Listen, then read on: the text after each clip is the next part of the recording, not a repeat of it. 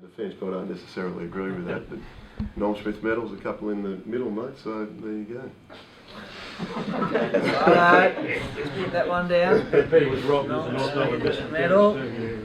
And did we get anything out of that last game, Stan? Well, it's interesting, I know Pete touched on it before, but when you look at the opposition, we can't control who they select. And there were a couple of different players that played that day that potentially mightn't play, and there was the reverse. So Roughhead didn't play. Someone like Ace Cordy did.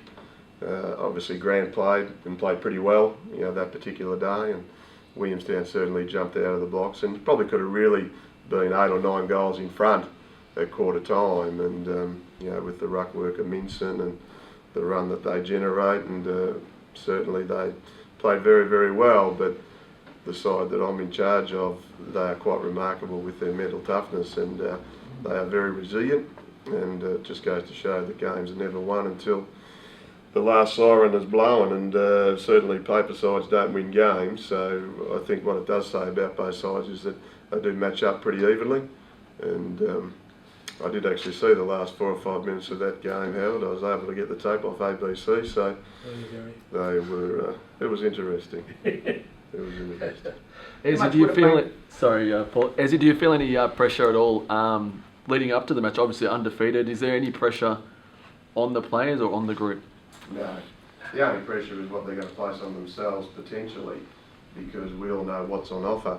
And I think last week there were probably moments where the players seemed to be saying, we've got to this particular point in the journey, and of course what's going to happen that if you do win those games, that you actually don't make the grand final, and that would have seemed a terrible loss because of the simple fact that the guys have been playing so well. And we sort of touched on it through July, that when the weather turns a bit sour and of course the conditions of the ground are a bit wet, and the way the opposition came at us over that last month, once we established that we were going to finish first.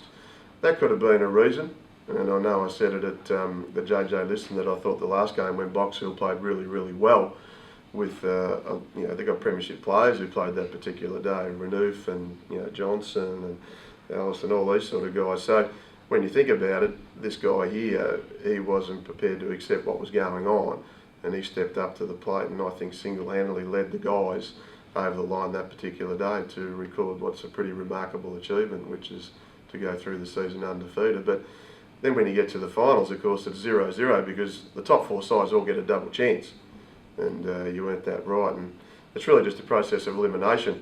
So we've come all this way after starting way back in the practice matches in March, so now it's down to 2. Peter, how much time have you spent with Brendan McCartney this week? I had coffee with him yesterday, and that was about it. Has he? So he's given you any indication of a few things you'd like to see, or he's pretty much let you run your race? No, Brendan's, I think, at the moment trying to settle in and trying to find his feet. So I think from what I've spoken to him, he's very just supportive of, you know, good luck on the weekend. Hope it all goes well. And that's about pretty much the, you know, what we've spoken about. Christian, do the Bulldogs players have an extra incentive because of a new coach? Is it something to maybe perform a bit better to impress the new coach? Is that something that's in your mind or in other teammates' minds? Yeah, I think it's definitely, it's probably in my mind, probably is in a few others as well. Obviously, you always want to impress the new coach, get off on the right foot because it's a clean start.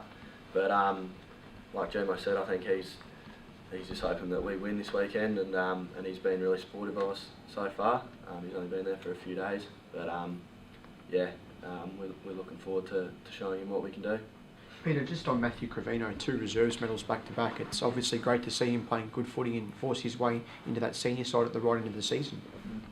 Yeah, well, I think that one thing I've always done as a coach, I've never ever said he's out of the equation or anything like that. I just really try and pick the side for horses for courses, and Dog is a great example of a great Williamstown person who could have quite easily, when I told him at the end of last year, I said, Dog, I don't think you'll play much, if any games at all this year. You know, so I basically told him to probably look for greener pastures, and you know, I thought he was probably offered triple the amount of money he could get at local football, but his love for the Williamstown Football Club just held him at the club, knowing that he probably might even play senior footy, and I don't think he played a game up until about, well, he might have played a Foxtel game, but not till the last couple of rounds, and he's come in and played his role brilliantly. So, from my point of view, it's great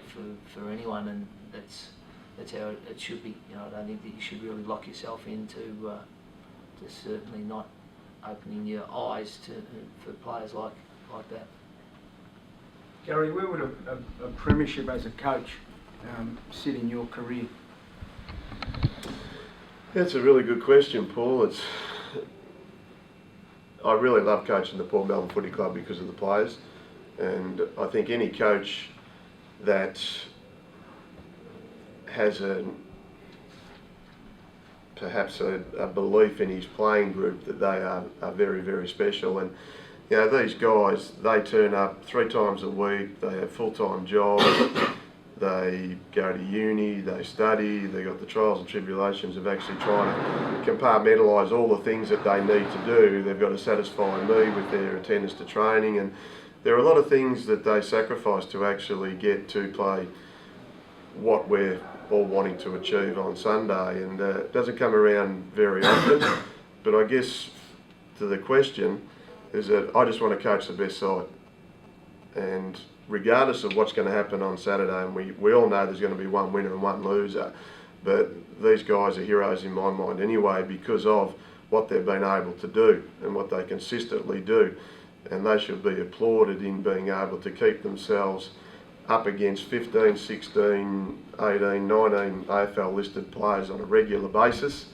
And there's always this talk about fitness and the infrastructure and all that sort of stuff, but I just don't think the Port Melbourne players get the kudos outside, and I think it's about time that changed, because they're embarking on an unbelievable situation on Sunday, and they deserve to be there.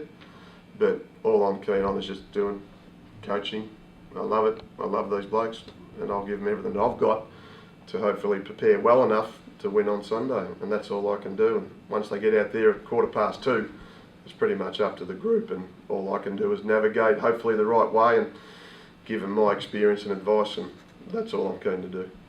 What influences Gary had on the club, Johnny? Massive, absolutely massive. I'm very confident that we wouldn't be where we are now without him.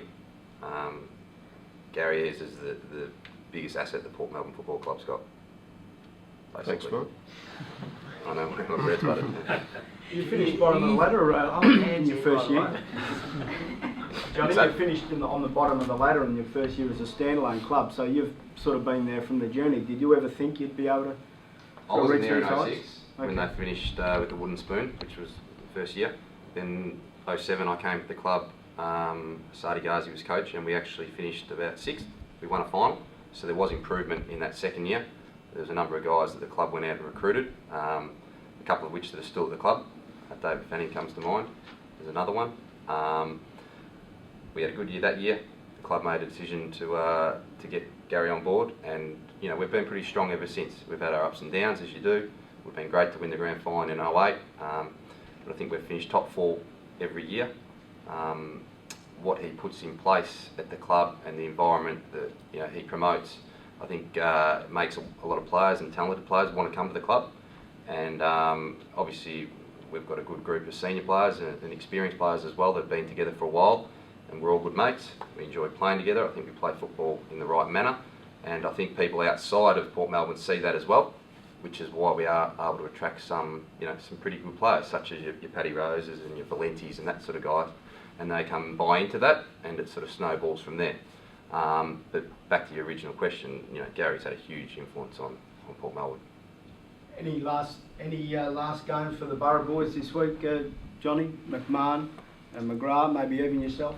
Yeah, listen, I can't speak for those other guys. We're all getting a little bit older, with no doubt, all I think into our 30s. With myself, we'll just see how things go. But the other guys, listen, you never know. Corey retired last year. we had to spend an hour listening to his speech with the best and fairest. We all teared up, didn't we? Yeah, it went on forever. So he owes us an hour of our lives. But he came back and played, and Ryan McMahon, well, he says every year his missus is making him retire, but he keeps fronting up again. So nothing would surprise me with him. Just from the Williamstown side, Brett Johnson couldn't be with us today, but your perspective on Brett as the leader of the club and the captain? Oh, it's very similar to Ayres with Johnny. That Johnny's just an outstanding person. He has great morals. He sets a right example around the club.